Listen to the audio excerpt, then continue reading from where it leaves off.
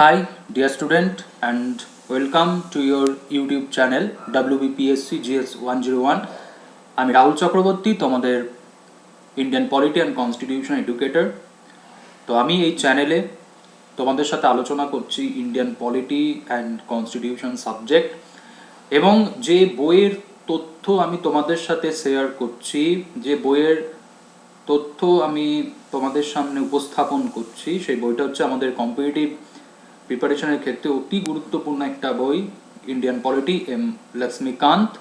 যে বইটা তোমরা সবাই ফলো করো, প্রত্যেকের কাছেই আছে, কিন্তু একটা তোমাদের মধ্যে একটা দ্বিধা, একটা কনফিউশন, যেটা হচ্ছে এই বইটা আমরা কিভাবে পড়ব, কোনটা পড়তে হবে কোনটা পড়তে হবে না। তো সেই সমস্যা সমাধানের উপায় হিসাবে WBPSC GS 101 এই চ্যানেলে আমি রাহুল চক্রবর্তী তোমাদের সাথে আলোচনা করছি ইন্ডিয়ান পলিটি এম লক্ষ্মীকান্ত। ইতিমধ্যেই আমি তোমাদের সাথে আলোচনা করে ফেলেছি company rule, crown rule. Last ভিডিওতে আমি তোমাদের সাথে আলোচনা করেছি গভর্নমেন্ট অফ ইন্ডিয়া অ্যাক্ট 1935। আজকে আমি তোমাদের সাথে আলোচনা করব আর একটা গুরুত্বপূর্ণ আইন, যে আইনে আমরা স্বাধীনতা পেয়েছি, যে আইনে ব্রিটিশ ভারতীয়দের হাতে কি করেছে, ক্ষমতা হস্তান্তর করেছে, সেই আইনটা নিয়ে আমি তোমাদের সাথে আলোচনা করব। আশা করি প্রত্যেকেই বুঝে গেছো আমি কোন আইনের কথা বলছি, ইন্ডিয়ান ইন্ডিপেন্ডেন্স অ্যাক্ট 1947। তো এই যে আইন, ইন্ডিয়ান ইন্ডিপেন্ডেন্স অ্যাক্ট 1947, যে আইনে আমরা পূর্ণতা লাভ করলাম, আমাদের এতদিনের আন্দোলন সংগ্রাম, আত্মনিয়ন্ত্রণের অধিকার, সংবিধানের অধিকার, একটা জাতি হিসাবে আত্মনিয়ন্ত্রণের যে অধিকার, সে অধিকার আমরা পেলাম ইন্ডিয়ান ইন্ডিপেন্ডেন্স অ্যাক্ট 1947। তো আজকে আমি তোমাদের সাথে আলোচনা করব ইন্ডিয়ান ইন্ডিপেন্ডেন্স অ্যাক্টের বিভিন্ন গুরুত্বপূর্ণ জায়গাগুলো। এবং তোমাদের কাছে একটাই রিকোয়েস্ট, প্রত্যেকের কাছে, এই যে চ্যানেল WBPSC GS 101, যে চ্যানেলে আমরা এডুকেটাররা তোমাদের সাথে বিভিন্ন বিষয়ের ওপর আলোচনা করছি, আমি যেরকম পলিটি নিয়ে আলোচনা করছি সেরকম হিস্ট্রি নিয়েও এখানে আলোচনা হচ্ছে। তো তোমরা এই চ্যানেল সাবস্ক্রাইব করো, শেয়ার করো, লাইক করো, এবং অবশ্যই কমেন্টও করো, কারণ তোমাদের কমেন্ট আমাদের এটা বুঝতে সাহায্য করবে যে আমরা তোমাদের জন্য যে প্রেজেন্টেশনসগুলো করছি সেগুলো তোমাদের চাহিদা অনুযায়ী বা তোমাদের চাহিদা আমরা পূরণ করতে পারছি কিনা। তো অবশ্যই কমেন্ট করবে। আর অবশ্যই আনএকাডেমি লার্নিং অ্যাপ, যে লার্নিং অ্যাপেও আমরা এডুকেটাররা ক্লাস নিয়ে থাকি, স্পেশাল ক্লাস, সাবস্ক্রাইব ক্লাস। তো স্পেশাল ক্লাসের জন্য তোমাদের আনএকাডেমি লার্নিং অ্যাপ ডাউনলোড করতে হবে। লার্নিং অ্যাপ কীভাবে ডাউনলোড করবে চিন্তা করার কোনো কারণ নেই, এই ভিডিওর ডেসক্রিপশন বক্সে লিঙ্ক দেওয়া রয়েছে, সেখান থেকেই তোমরা ডাউনলোড করে নিতে পারবে অ্যাপ। এবং সাবস্ক্রাইব ক্লাসের ক্ষেত্রে অবশ্যই একটা সাবস্ক্রিপশনের বিষয় রয়েছে, কিন্তু কেন সাবস্ক্রিপশন নেবে, ওয়াই ইউ টেক সাবস্ক্রিপশনস। তো অবশ্যই তুমি সাবস্ক্রিপশন নিতে গেলে তোমাকে একটা প্ল্যানের মধ্যে আসতে হবে। সেই প্ল্যানটা আইদার 1 ইয়ার অথবা 2 ইয়ার, এবং তার জন্য একটা মিনিমাম একটা ভ্যালু রয়েছে। কিন্তু তুমি কেন সাবস্ক্রিপশনস নেবে, তুমি কেন সাবস্ক্রিপশনস নেবে? অবশ্যই কারণ টাকা 1 টাকাই হোক আর টাকা 1 কোটি টাকাই হোক, তার একটা ভ্যালু আছে। তা তুমি তোমার কম্পিটিটিভ প্রিপারেশনের জন্য, তুমি তোমার ভবিষ্যৎ ঠিক করার জন্য তুমি যখন কোনোটা ইনভেস্ট করছো, তুমি কেন করবে? Why you choose Unacademy? কেন তুমি আনএকাডেমি চুজ করবে? তো সেটাই বলে দিই যে আনএকাডেমি এই মুহূর্তে যে বেনিফিটগুলো তোমাদেরকে দিচ্ছে, সেই বেনিফিটগুলো এটাই যে তোমরা তোমাদের যে পড়াশোনা, সেই পড়াশোনা তোমরা ঠিক করতে পারবে। তুমি তোমার কোর্স ঠিক করবে, তুমি তোমার ব্যাচ ঠিক করবে, তুমি তোমার এডুকেটর ঠিক করবে। হ্যাঁ, এডুকেটর, এই কথাটা হয়তো আমরা শুনতে অভ্যস্ত নয় যে আমি আমার টিচার ঠিক করব। আজকে ছোটবেলা থেকে আমরা যে বড় হয়ে উঠেছি, আমাদের প্রাইভেট টিউটর, বা আমি কোন স্কুলে পড়বো, আমি কোন কলেজে পড়বো, বা আমি সায়েন্স নিয়ে পড়বো না আর্টস নিয়ে পড়বো, ইঞ্জিনিয়ারিং পড়বো না এমবিবিএসে যাব না অনার্স পড়বো, এই সমস্ত ক্ষেত্রেই কিন্তু অস্বীকার করার কারণ নেই, আমাদের পরিবারের একটা প্রভাব থাকে। তো এই যে এডুকেটেড, এই যে টিচার, যেখানে আজকে অস্বীকার করার কারণ নেই যে সেক্ষেত্রে আমরা সেই সমস্ত টিচারের কাছেই আমরা পড়াশোনা করতে যেতাম যেটা আমার পরিবার থেকে ঠিক করে দেওয়া হতো। কিন্তু আনএকাডেমি তোমার উপর এরকম কোনো কিছু চাপিয়ে দেওয়ার বিষয় নয় যে তোমাকে এই টিচারেরই ক্লাস করতে হবে, তোমার জন্য এই কোর্স, তোমার জন্য এই ব্যাচ, তোমাকে একটা বিষয়ের মধ্যে তোমাকে রেখে দেওয়া হলো, তা নয়। তুমি ঠিক করবে তুমি ক্লার্কশিপের জন্য প্রিপেয়ার্ড হবে, না মিসলিনিয়াসের জন্য প্রিপেয়ার্ড হবে, না WBCS এর জন্য। এখানে প্রত্যেকটা এক্সামের ওপর কি রয়েছে, কোর্স আছে। ICDS এর জন্য রয়েছে, মিসলিনিয়াসের জন্য রয়েছে, WBP এক্সাইজের জন্য রয়েছে, WBCS রয়েছে। You choose your course. তোমার যেটা মনে হচ্ছে যে না তুমি এই এক্সামটার জন্য তুমি মেন্টালি প্রিপেয়ার্ড, তুমি চুজ করবে সেই কোর্স। এবং এডুকেটর, এই যে আমি ইন্ডিয়ান পলিটি এবং ইন্ডিয়ান কনস্টিটিউশনের উপর যে ক্লাস নিই, আনএকাডেমিতে আমার আরও অনেক কো এডুকেটর রয়েছে যারা ইন্ডিয়ান পলিটি এবং কনস্টিটিউশনের ক্লাস নিয়ে থাকে। তো হতে পারে যে আমার ক্লাস সবারই যে ভালো লাগবে তা নয়, দ্যাট ইজ ফ্যাক্ট। আমি যেভাবে পড়াচ্ছি, আমার অন্যান্য যারা কো এডুকেটররা রয়েছেন তাদের পড়ানোর ধরন আলাদা। তো সেই ক্ষেত্রে এরকম নয় যে আনএকাডেমিতে আমি একমাত্র ইন্ডিয়ান পলিটি এবং কনস্টিটিউশনের ক্লাস নিই, আমি একমাত্র এখানে WBCS এর ক্লাস নিই তা নয়, আমার সাথে আরও কো এডুকেটর যারা রয়েছেন তারাও নেন। তো সেই ক্ষেত্রে আমার ক্লাস যদি তোমাদের পছন্দ না হয়, যদি আমার ক্লাস বুঝতে না পারো, তো আমার আরও মানে কো এডুকেটর যারা রয়েছেন তুমি তাদেরও ক্লাস করতে পারো। এরকম নয় যে তোমাকে বলে দেওয়া হলো যে তুমি অমুক শারীরিক ক্লাস তোমাকে করতে হবে। No, you choose your batch, you choose your course, you choose your educator. আর পড়ে থাকলো তোমার সময়, পড়ে থাকলো তোমার টেনশন। কি টেনশন? যে কোনো একটা দিন তুমি হয়তো দেখা যাচ্ছে ক্লাস করতে পারলে না, মিস হয়ে গেলো লাইভ ক্লাস। চিন্তা করার কোনো কারণ নেই, রেকর্ডেড ভিডিও দেখে নেবে।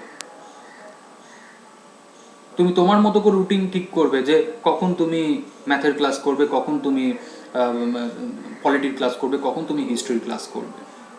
তোমাকে এই চিন্তা করার কারণ নেই যে তোমাকে সকালবেলায় উঠে 1 ঘন্টা 2 ঘন্টা জার্নি করে তোমাকে ইনস্টিটিউটে পড়তে যেতে হবে।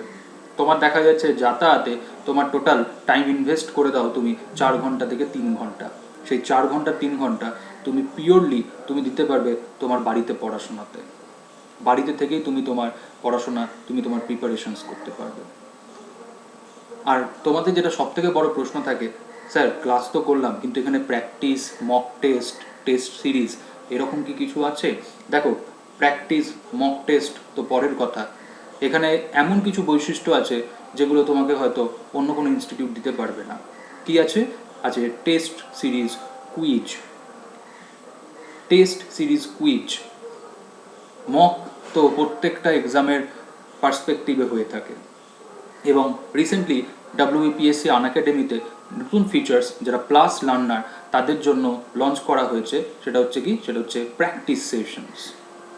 এবং শুধুমাত্র প্রশ্ন উত্তর নয়, সেই উত্তরের ব্যাখ্যাও আমরা দিয়ে থাকছি যে কেন এটা উত্তর। সো এই যে বেনিফিটসগুলো তোমাকে দিচ্ছে Unacademy. So if you take Unacademy subscription you get this benefits.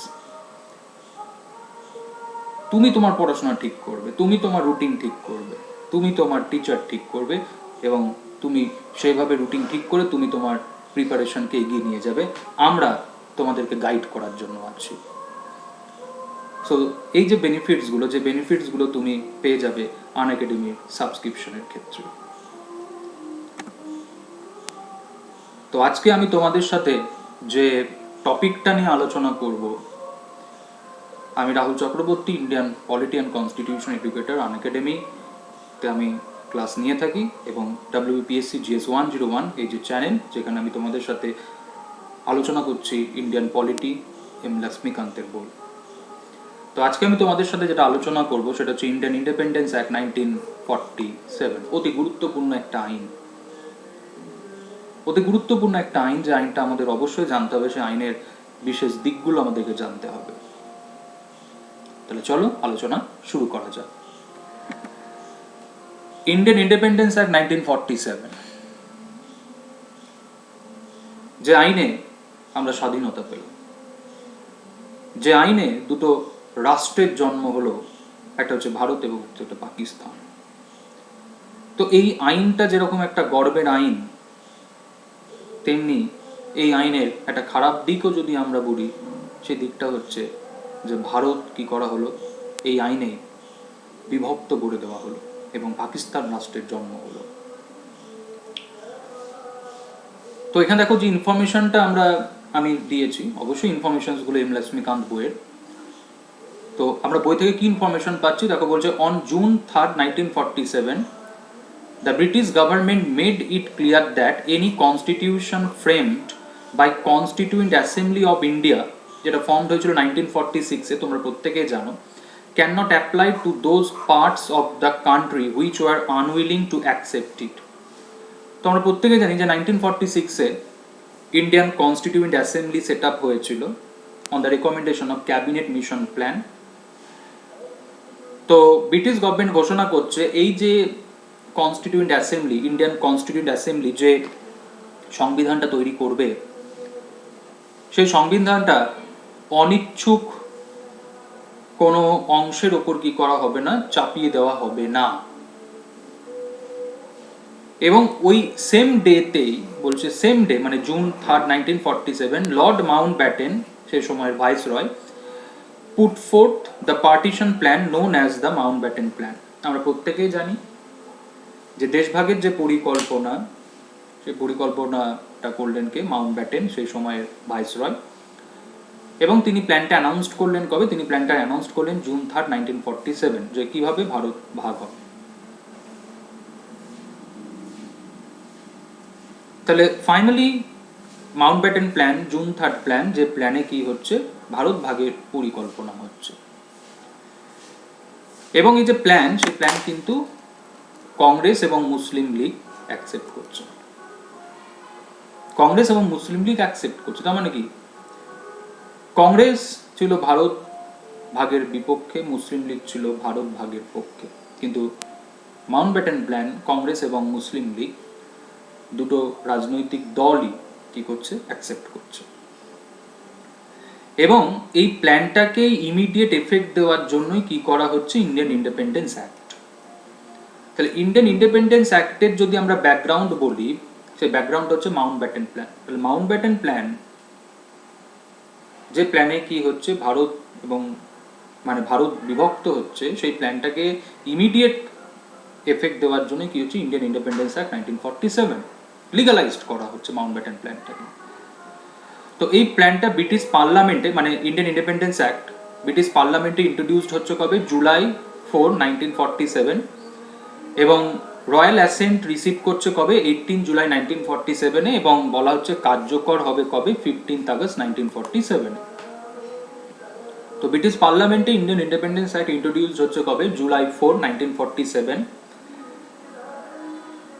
Royal accent receive করছে কবে, July 18, 1947, এবং কার্যকর দিন হিসাবে বেছে নেওয়া হচ্ছে 15 আগস্ট 1947। তাহলে এবার আমরা আলোচনা করব এই আইনের বৈশিষ্ট্যগুলো তোমাদের সাথে। তাহলে চলো ওয়ান বাই ওয়ান আমরা আলোচনা করে নিই। তো নাম্বার 1 যেটা বলা হচ্ছে, it ended the British rule in India and declare India as an independent and sovereign state from August 15, 1947. তাহলে ব্রিটিশ রুলের কি হচ্ছে অবসান হচ্ছে এই আইনে, কারণ এই আইনে কি করা হচ্ছে, ভারতীয়দের হাতে ক্ষমতা হস্তান্তর করা হচ্ছে। ব্রিটিশ রুল কি হচ্ছে অবসান হচ্ছে এবং ভারতকে ঘোষণা করা হচ্ছে একটা স্বাধীন এবং সার্বভৌম দেশ হিসেবে কবে থেকে, 15 আগস্ট 1947। সেকেন্ড কি বলছে, সেকেন্ড বলছে it provided for the partition of India and creation of two independent dominions of India and Pakistan with the right to secede from the British Commonwealth। তাহলে এই আইনে শুধুমাত্র যে ইন্ডিয়া ইন্ডিপেন্ডেন্ট হচ্ছে তা নয়, এই আইনে ভারত ভূখণ্ড কি করা হচ্ছে, বিভক্ত করা হচ্ছে, দ্বিধা বিভক্ত করা হচ্ছে এবং ভারত ভূখণ্ডকে ভাগ করে কি হচ্ছে দুটো রাষ্ট্র সৃষ্টি করা হচ্ছে, একটা হচ্ছে ভারত আর একটা হচ্ছে পাকিস্তান। এবং বলা হচ্ছে ভারত এবং পাকিস্তানের হাতে ক্ষমতা দেওয়া হবে, মানে ক্ষমতা দেওয়া হচ্ছে যে তারা ব্রিটিশ কমনওয়েলথ থেকে কি হতে পারে বলো, বেরিয়ে যেতে পারে। তাহলে ইন্ডিয়ান ইন্ডিপেন্ডেন্স অ্যাক্ট, ওই যে বললাম যেরকম গর্ব আমাদের কাছে যে আমরা স্বাধীন হচ্ছি, আমরা সার্বভৌম দেশ হিসাবে আমরা আত্মপ্রকাশ করছি, কিন্তু এই আইনের সমালোচনা বা যাই বলো না কেন, সেই সমালোচনাটা হচ্ছে এটাই যে এই আইনে ভারত ভূখণ্ড কি হচ্ছে বলো, বিভক্ত হচ্ছে। তাহলে এই আইনে কি হচ্ছে, ভারত ভূখণ্ড বিভক্ত হচ্ছে, বিভক্ত হয়ে কি হচ্ছে, পাকিস্তান রাষ্ট্রের জন্ম হচ্ছে। মাউন্টব্যাটেন প্ল্যান, পরিকল্পনা, যেটা আমি ইন্ট্রোডাকশনেই তোমাদের সাথে আলোচনা করলাম, যে মাউন্টব্যাটেনের যে পরিকল্পনা সেটাকে এক্সিকিউট করার জন্য, সেটাকে লিগালাইজ করার জন্য এই আইন। ফাইনালি ইন্ডিয়ান ইন্ডিপেন্ডেন্স অ্যাক্ট 1947-এ কি হচ্ছে, ভারত বিভক্ত হচ্ছে এবং পাকিস্তান রাষ্ট্রের জন্ম হচ্ছে। Number 3, it abolish the office of viceroy. Office of viceroy কি হচ্ছে, অ্যাবলিশড হচ্ছে, যেটা 1858 গভর্নমেন্ট অফ ইন্ডিয়া অ্যাক্টে ইন্ট্রোডিউসড হয়েছিল। ভাইসরয় মানে কি বলেছিলাম, 1858 ভাইসরয় মানে বলেছিলাম যে representative of British crown, British সরকারের প্রতিনিধি, যাকে ভারতে কি করা হচ্ছে, নিযুক্ত করা হচ্ছে। তাহলে তিনি সোজা কথায় ব্রিটিশ সরকারের প্রতিনিধি। আর সেই সময় যদি আমরা বলি যে আমাদের কনস্টিটিউশনাল হেড, মানে আমরা যখন ব্রিটিশ শাসনের অধীনে ছিলাম, তো সেই সময় আমাদের প্রধানকে, আমাদের প্রধান ব্রিটেনের যিনি প্রধান, আমাদের প্রধান ব্রিটেনের প্রধান, আমরা ভাইসরয়কে তো আর বলতে পারি না যে আমাদের কনস্টিটিউশনাল হেড, কারণ কি তিনি হচ্ছেন ব্রিটিশ প্রতিনিধি, representative of British crown, representative of British government. তো আমরা তো বলতে পারি না যে ভাইসরয় হচ্ছে আমাদের সাংবিধানিক প্রধান, তাই না? কারণ আমরা হচ্ছে ব্রিটিশ শাসনের অধীনে, তাহলে স্বাভাবিকভাবেই ব্রিটেনের যিনি প্রধান তিনি আমাদের প্রধান। তাহলে ভাইসরয় এই যে পদ, এই পদের কি হচ্ছে, অবসান হচ্ছে। এবং কি বলা হচ্ছে, for each dominion a governor general who was appointed by the British king on the advice of dominion cabinet. Viceroy এই পদের কি হলো, অবসান করে কি করা হচ্ছে, গভর্নর জেনারেল এই পদের কি হচ্ছে, সৃষ্টি হচ্ছে। গভর্নর জেনারেল মানে governor general of India and governor general of Pakistan appoint করবে হচ্ছে ব্রিটিশ কিং। অ্যাডভাইসে কার, অ্যাডভাইস হচ্ছে ডমিনিয়ন ক্যাবিনেট, মানে হচ্ছে ভারতবর্ষের যে স্বাধীন যে সরকার, সেই সরকারের রেকমেন্ডেশনে ব্রিটিশ কিং কি করবে, গভর্নর জেনারেলকে অ্যাপয়েন্ট করবে। ওকে, তাহলে ভাইসরয় পোস্ট কি হচ্ছে, অ্যাবলিশড হচ্ছে এবং যে পোস্ট নিয়ে আসা হচ্ছে সেটা হচ্ছে গভর্নর জেনারেল, তাকে অ্যাপয়েন্ট করবে ব্রিটিশ কিং, কিন্তু কার অ্যাডভাইসে, স্বাধীন সরকারের অ্যাডভাইসে। আচ্ছা, number 4, it empowered the constituent assemblies of two dominions to frame and adopt any constitution for their respective nations and to repeal any act of the British Parliament including the Indian Independence Act itself। তাহলে Indian independence act 1947-এ দুই দেশের constituent অ্যাসেম্বলিকে এই ক্ষমতা দেওয়া হলো যে তারা নিজের নিজের দেশের জন্য যে কোনো রকম সংবিধান তারা কি করতে পারে, তৈরি করতে পারে, যে কোনো রকম, মানে তাদের মতো, তাদের ইচ্ছা অনুযায়ী সংবিধান তৈরি করবে, যে সংবিধান তৈরির ক্ষেত্রে ব্রিটিশ গভর্নমেন্টের কি থাকবে না, কোনো রকম কোনো ইন্টারফারেন্স, ইনফ্লুয়েন্স কিচ্ছু থাকবে না। এবং এই যে কনস্টিটিউয়েন্ট অ্যাসেম্বলি, এই কনস্টিটিউয়েন্ট অ্যাসেম্বলি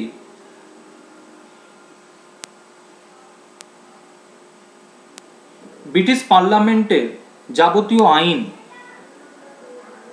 যে আইনগুলো ওই সময়ে কি আছে, কার্যকর আছে, ইনক্লুডিং কি বলছি, ইন্ডিয়ান ইন্ডিপেন্ডেন্স অ্যাক্ট 1947, সেই আইনেরও কি করতে পারবে, যে কোনো রকম পরিবর্তন করতে পারবে।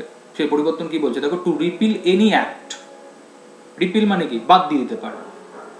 যারা কনস্টিটিউয়েন্ট অ্যাসেম্বলিকে ক্ষমতা দেওয়া হচ্ছে, ইন্ডিয়ান কনস্টিটিউয়েন্ট অ্যাসেম্বলিকে ক্ষমতা দেওয়া হচ্ছে যে ইন্ডিয়ান কনস্টিটিউয়েন্ট অ্যাসেম্বলি ব্রিটিশ পার্লামেন্টের যে কোনো আইন কি করতে পারবে, বাতিল করতে পারবে, ইনক্লুডিং ইন্ডিয়ান ইন্ডিপেন্ডেন্স অ্যাক্ট 1947।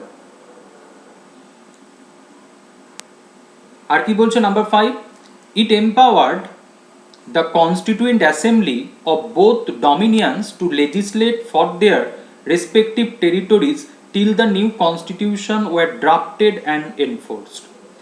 তাহলে কনস্টিটিউয়েন্ট অ্যাসেম্বলির কাজ কি ছিল, মেকিং কনস্টিটিউশন। কিন্তু ইন্ডিয়ান ইন্ডিপেন্ডেন্স অ্যাক্টে কনস্টিটিউয়েন্ট অ্যাসেম্বলিকে আর একটা নতুন দায়িত্ব দেওয়া হচ্ছে, সেটা হচ্ছে কি বলো, লেজিসলেশন। লেজিসলেশন মানে কি, মেকিং লজ,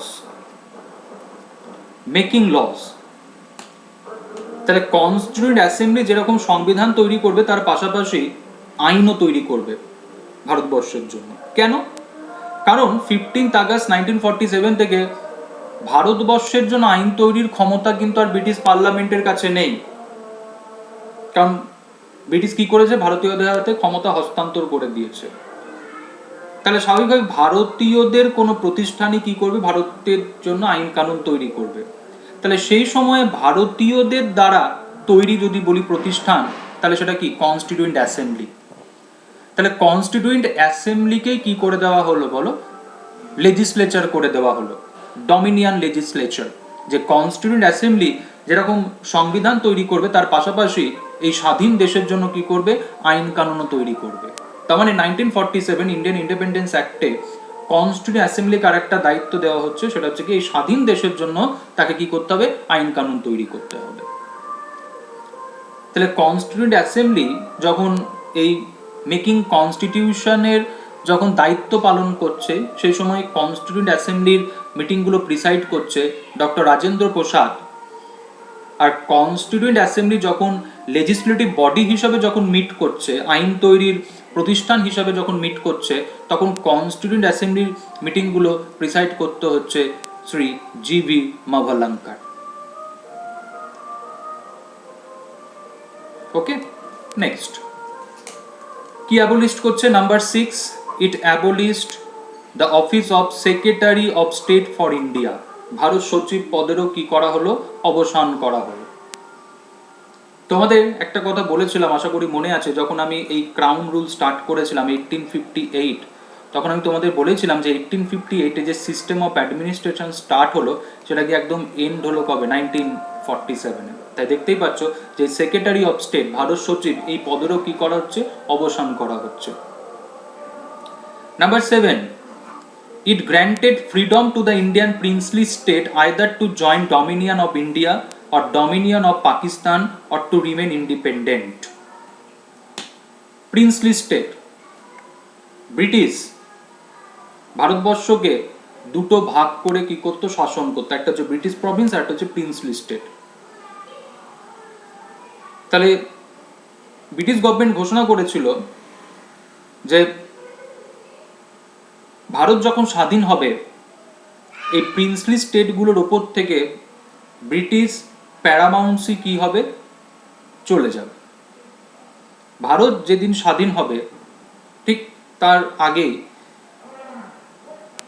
ব্রিটিশ গভর্নমেন্ট ঘোষণা করেছিল যে এই প্রিন্সলি স্টেটগুলোর ওপর থেকে ব্রিটিশ যে প্যারামাউন্সি, সেটার কি হবে, সেটার অবসান হবে। তার মানে কি, প্রিন্সলি স্টেটগুলো কি হয়ে যাচ্ছে বলো, ইন্ডিপেন্ডেন্ট হয়ে যাচ্ছে, ব্রিটিশ প্যারামাউন্সি তাদের ওপর থাকবে না। এবং তাদের হাতে ক্ষমতা দেওয়া হচ্ছে যে তারা ডিসাইড করবে যে তারা ইন্ডিয়াতে জয়েন করবে না পাকিস্তানে জয়েন করবে না ইন্ডিপেন্ডেন্ট থাকবে। তো এটা নিয়ে আমি পরবর্তী ভিডিওতে তোমাদের সাথে আলোচনা করব, যখন তোমাদের সাথে আমি ইন্ডিয়ান পলিটির ইউনিয়ন অ্যান্ড ইটস টেরিটরি এই চ্যাপ্টারটা যখন আলোচনা করব, ইউনিয়ন অ্যান্ড ইটস টেরিটরি এই চ্যাপ্টারটা যখন আমি তোমাদের সাথে আলোচনা করব, ওই চ্যাপ্টারে আমি এই জায়গাটা নিয়ে আলোচনা করব। তো ইন্ডিয়ান ইন্ডিপেন্ডেন্স অ্যাক্ট 1947-এ প্রিন্সলি স্টেটগুলোকে কি করা হচ্ছে, 3টে রাইট দেওয়া হচ্ছে যে তারা চাইলে ইন্ডিয়াতে জয়েন করতে পারে, চাইলে তারা পাকিস্তানে জয়েন করতে পারে, চাইলে তারা স্বাধীন থাকতে পারে। ওকে, নেক্সট চলে আসি number 8 point. It provided for the governance of each of the dominions and the provinces by the Government of India Act 1935 till the new constitution were framed. বলা হচ্ছে যতক্ষণ না আমরা আমাদের সংবিধান তৈরি করতে পারছি এবং সেই সংবিধান কার্যকর হচ্ছে, ততদিন পর্যন্ত ভারতবর্ষের শাসন ব্যবস্থা গভর্নমেন্ট অফ ইন্ডিয়া অ্যাক্ট 1935 অনুযায়ী কি হবে, পরিচালিত হবে। আমি আবারও বলছি, কি বলছে নাম্বার 8 পয়েন্টে, যতক্ষণ না আমরা আমাদের সংবিধান তৈরি করে সেটাকে কার্যকর করছি, যতক্ষণ আমরা আমাদের সংবিধান তৈরি করে সেটাকে কার্যকর করছি, ততদিন পর্যন্ত ভারতবর্ষের শাসন ব্যবস্থা গভর্নমেন্ট অফ ইন্ডিয়া অ্যাক্ট 1935 অনুযায়ী কি হবে, কন্টিনিউ হবে।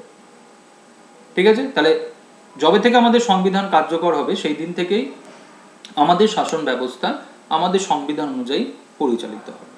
তাহলে আমরা বলতেই পারি যে আমরা 26 জান 1950 অবধি আমরা গভর্নমেন্ট অফ ইন্ডিয়া 1935-কে কি করেছি বলো, আমরা ফলো করে এসেছি। ওকে, নাম্বার 9 কি বলছে, it designated the governor general of India and the provincial governor as a constitutional head of the states. They were made act on the advice of the respective council of minister in all matter. এই যে আমি একটু আগেই বললাম যে viceroy, আমরা কি বলছি, viceroy representative of British crown. ভাইসরয়কে তো আমরা বলতে পারছি না যে ভারতবর্ষের সাংবিধানিক প্রধান, কারণ আমাদের তখন প্রধান বলতে ব্রিটেনের যিনি সাংবিধানিক প্রধান। তাহলে ভাইসরয় এই পোস্টকে অ্যাবলিস্ট করে কি হচ্ছে, গভর্নর জেনারেল পোস্ট আনা হচ্ছে, এবং গভর্নর জেনারেলকে যে ডেজিগনেশনটা দেওয়া হচ্ছে সেই ডেজিগনেশনটা কি, কনস্টিটিউশনাল হেড অফ ইন্ডিয়া। মানে বলতে পারো যে আমরা যে রাষ্ট্রপতি বলি, যে রাষ্ট্রপতি হচ্ছে কি আমাদের সাংবিধানিক প্রধান, তাহলে এই ডেজিগনেশনটা দেওয়া হচ্ছে গভর্নর জেনারেল অফ ইন্ডিয়াকে। কিন্তু গভর্নর জেনারেল অফ ইন্ডিয়াকে স্বাধীন ভারতের যে মন্ত্রিসভা, সেই মন্ত্রিসভার পরামর্শ অনুযায়ী চলতে হবে। তাহলে কনস্টিটিউশনাল হেড এই ডেজিগনেশনটা দেওয়া হচ্ছে কাকে, গভর্নর জেনারেলকে। তাহলে আমরা বলতেই পারি ওই যে প্রথম থেকে যদি আমরা বলি 1773 governor general of Bengal, 1833 governor general of India, 1858 viceroy, আমরা বলতে পারি না তাদেরকে কি বলো, ভারতের সাংবিধানিক প্রধান।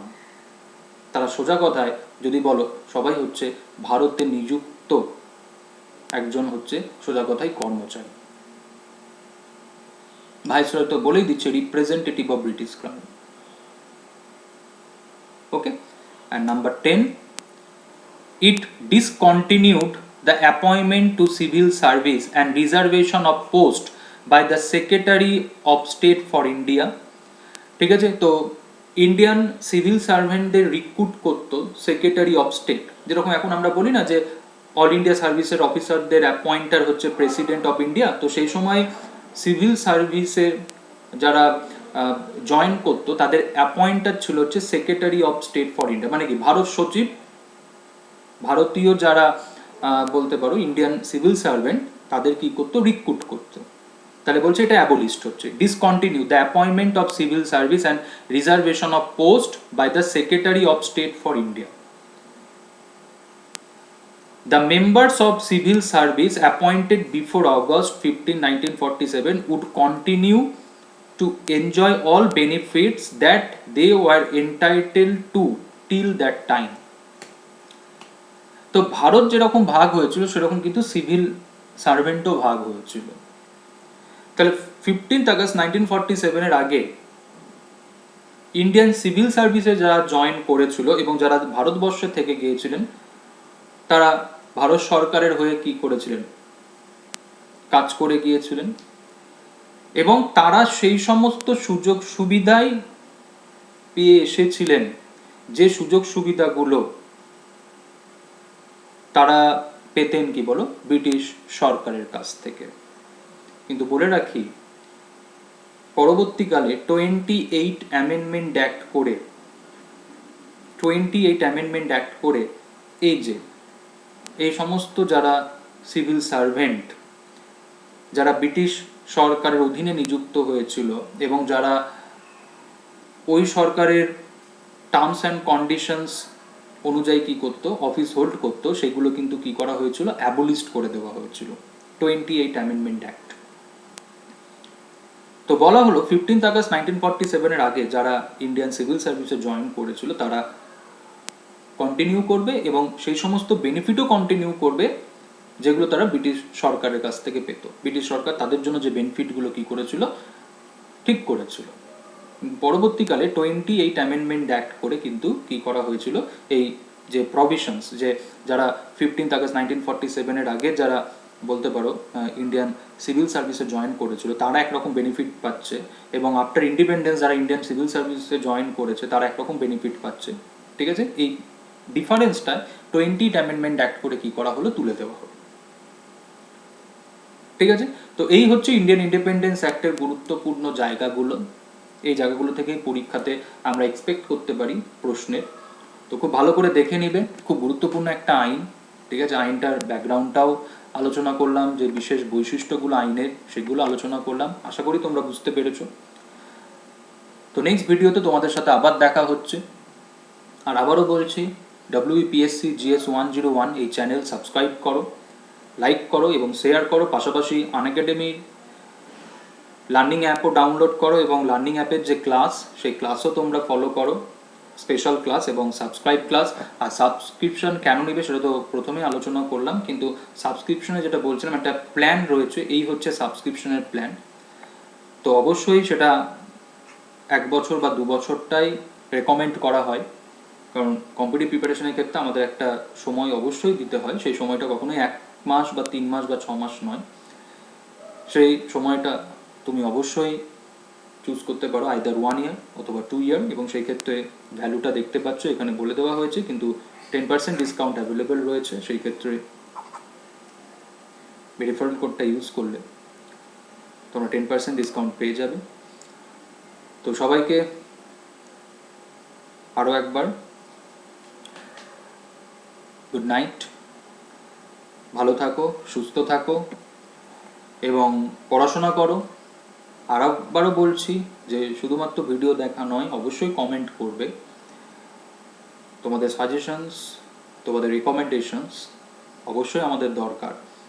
তো সেই ক্ষেত্রে যেরকম চ্যানেল সাবস্ক্রাইব করবে, লাইক করবে, শেয়ার করবে, অ্যাজ ওয়েল অ্যাজ অবশ্যই কমেন্ট করবে। তো সবাই ভালো থেকো, সুস্থ থেকো। পরের ভিডিওতে আবার তোমাদের সাথে দেখা হচ্ছে। Good night.